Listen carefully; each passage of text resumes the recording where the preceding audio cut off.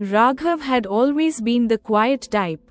In the small village of Mirzapur, nestled between golden fields and dusty lanes, people knew everyone's business, or at least they thought they did. Raghav worked at his father's tiny grocery store, stacking bags of rice and bottles of oil, always careful not to draw too much attention. One scorching afternoon, as the sun painted the village in harsh gold, a stranger walked into the store. His clothes were dusty, his shoes scuffed, and his eyes held a tired curiosity. "Hello, brother," Raghav said, wiping his hands on his apron. The stranger smiled faintly. "Hello, I'm new around here." Raghav felt a flicker of something unusual, a spark in the mundane. "First time in Mirzapur?" he asked. "Yes, I'm looking for work. Anything you can tell me about the village?" Raghav shrugged, hesitant. But then, almost instinctively, he started talking about the mango orchard behind the temple, the local chaiwala who never failed to gossip about everyone, and the annual kite festival where kids would run across fields with paper kites fluttering like birds.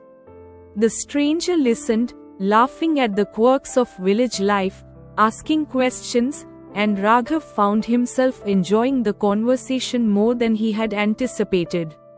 What began as casual small talk turned into an exchange of stories, hopes, and frustrations. By evening, the stranger, whose name was Arjun, left the store with a bag of rice, but also with a promise: "You should come by the town library tomorrow. There's a meeting about a new project for young farmers. You might find it interesting." Raghav almost laughed. He, in a room full of farmers and bureaucrats? But something about Arjun's genuine smile made him nod. The next day, Raghav hesitated at the library doors. Inside, the room buzzed with chatter, everyone discussing crops, technology, and loans. Raghav's nerves threatened to overwhelm him, but then he remembered the small talk, the simple act of speaking, of listening. He started with tiny questions. Which seeds worked best last season? How did you deal with the rain this year? Slowly, he found himself talking, laughing, even sharing some of his father's farming tips. And people listened. Weeks passed. The stranger's advice and Raghav's newfound confidence in conversation led to unexpected changes.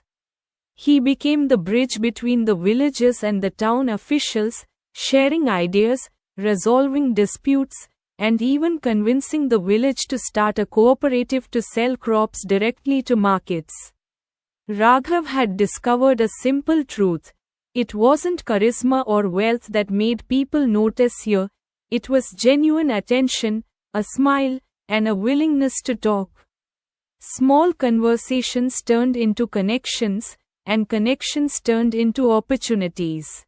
By the end of the season, Raghav stood in the same mango orchard he had once described to Arjun. Now, he wasn't just a quiet boy stacking rice bags. He was a young man whose voice carried through the fields, whose words built bridges, and whose small talk had changed the destiny of a village. Sometimes, Raghav thought with a smile, all it takes is a hello.